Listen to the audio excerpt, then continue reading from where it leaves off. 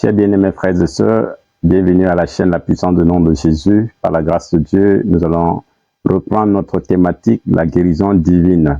Nous sommes déjà au 7e pas vers la guérison divine.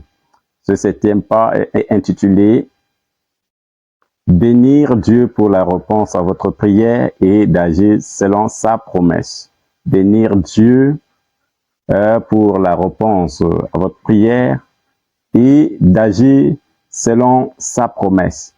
Le 6e pas, nous l'avions considéré, il était question de croire que ce que nous prions, ce que nous demandons dans la prière, Dieu l'avait déjà fait et nous devrions voir l'accomplissement. Mais aujourd'hui, si nous l'avions cru que Dieu l'a fait, la chose qui reste, le dernier pas à poser pour rentrer définitivement dans la guérison divine, c'est de bénir Dieu pour ce qu'il a fait dans notre vie. C'est très, très important. Si tu crois que Dieu t'a visité, si tu crois que Dieu t'a béni, tu dois également le glorifier. Tu dois le célébrer. Tu dois lui dire merci pour cette œuvre magnifique qu'il a fait dans ta vie. Alors, nous allons ouvrir notre Bible dans Romains chapitre 4. Nous commençons à partir du verset 18 jusqu'au verset 20. Romains chapitre 4. Nous sommes au verset 18. Romains chapitre 4, verset 18. La Bible nous dit dans le verset 18. Espérant contre toute espérance, il crut, en sorte qu'il devint père d'un grand nombre de nations, selon ce qui lui avait été dit. Telle sera ta postérité. Verset 19. Et sans faiblir dans la foi, il ne considéra point que son corps était déjà usé, puisqu'il avait près de 100 ans, et que Sarah n'était plus en état d'avoir des enfants. Verset 20. Enfin, il ne douta point par incrédulité au sujet de la promesse de Dieu, mais il fut fortifié par la foi, donnant gloire à Dieu. Gloire au Seigneur Jésus. Nous sommes ici en train de considérer l'histoire de notre patriarche dans la foi, Abraham. La Bible nous dit qu'il a continué à attendre la promesse de Dieu, continué à bénir le Seigneur pour la promesse que Dieu lui avait faite d'avoir une postérité. Mais néanmoins, il n'avait pas encore d'enfant.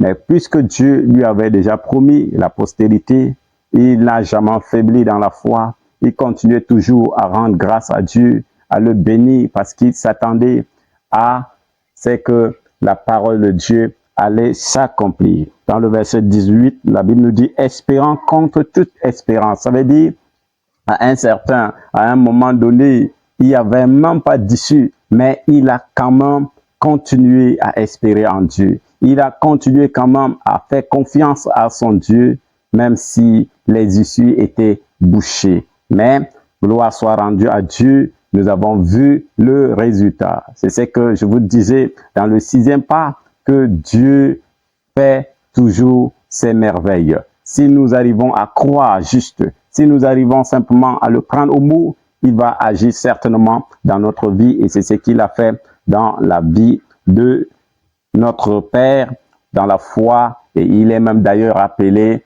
le Père de la foi parce qu'il a attendu, parce qu'il a fait confiance à Dieu. Malgré des années, la Bible nous dit que Sarah n'avait plus cette possibilité d'avoir d'enfants parce qu'elle serait dans la ménopause. C'est ce que l'on peut appeler ménopause, alors que chez Dieu, ces choses-là n'existent pas. S'il décide de faire quelque chose, il l'a fait avec Abraham et Sarah. Dans leur vieillesse, ils ont eu un enfant. Pourquoi nous devons considérer ces choses alors que Dieu ne fait pas cas de ces trucs, ces réalités que nous évoquons? Je prie que le Seigneur, à ce moment, te fera grâce dans le nom de Jésus. Amen. Donc, ce dernier pas, c'est de bénir le Seigneur, de louer le Seigneur pour nous avoir exaucés, pour nous avoir guéris. Amen. Je vous ai dit, même si la douleur est encore là, si nous voyons encore les symptômes, si nous souffrons encore dans la chair, mais le dernier étape, c'est de bénir le Seigneur. Et c'est là où on va voir les véritables enfants de Dieu qui mettent leur confiance en Dieu. Et si tu le fais, même maintenant, la parole de Dieu va commencer à s'accomplir dans ta vie au nom de Jésus. Allons également dans Jonas chapitre 2. Jonas chapitre 2, le verset 10. Là, je vous rappelle que ce passage que nous allons lire parle de Jonas dans le ventre du gros poisson. Jonas dans le ventre du gros poisson a pu dire quelque chose de pertinent ici. Pour moi, je t'offrirai des sacrifices avec un cri d'action de grâce. J'accomplirai les vœux que j'ai faits.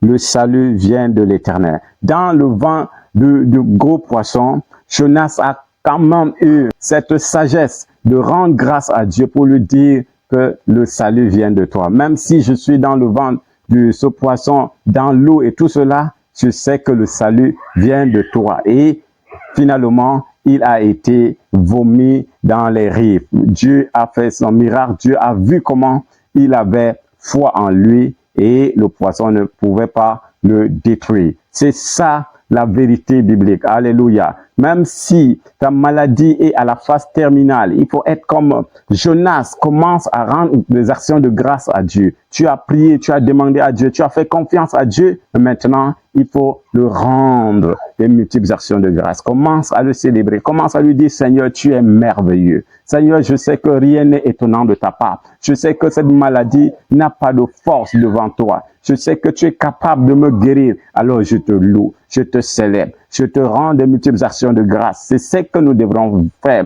Et nous allons voir la main de Dieu, nous allons voir les miracles de Dieu s'accomplir, se produire dans nos vies. La Bible nous dit, la foi sans les œuvres est morte. Si tu veux faire confiance à Dieu, si tu veux mettre ta confiance en Dieu, tu dois prendre Dieu au mot. Tu dois poser des actes, c'est-à-dire des actions conséquentes. Alléluia. Tu dois prendre le risque de dire, de déclarer ta guérison, de proclamer ta guérison haut et fort, et tu verras comment Dieu va agir dans ta vie au nom de Jésus. Donc, au milieu de ta souffrance, je t'annonce cette bonne nouvelle. Et la bonne nouvelle, c'est que tu commences maintenant même à rendre grâce à Dieu. Tu commences à rendre des actions de grâce à ton Dieu et lui dire, Seigneur, rien n'est étonnant de ta part. Rien n'est étonnant de ta part. Je sais que tu me guéris. Je sais que tu es en train de faire ton œuvre dans ma vie. Je sais que tu es en train de mettre mes ennemis sous mes pieds. Je sais que tu es en train de combattre pour moi, Seigneur. Je te loue, je te bénis. Dans n'importe quelle situation où tu te trouves, commence simplement à rendre grâce à Dieu.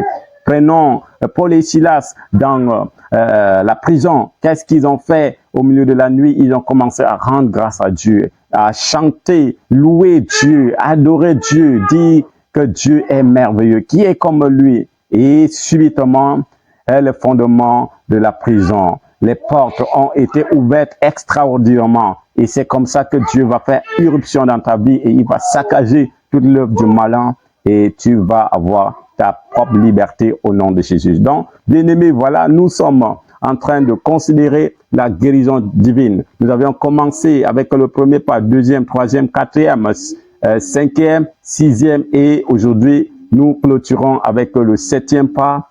Alors, le septième pas, c'est de bénir le Seigneur pour nous avoir exaucés, pour nous avoir répondu. Alors, je voudrais vraiment t'encourager à le faire au quotidien. C'est pas que tu dois le faire une seule journée ou une seule nuit et dire, alors comme j'ai rendu grâce à Dieu, alors je dois m'arrêter. Non, c'est perpétuel. Nous devons continuer à le faire et Dieu va se glorifier dans nos vies au nom de Jésus-Christ.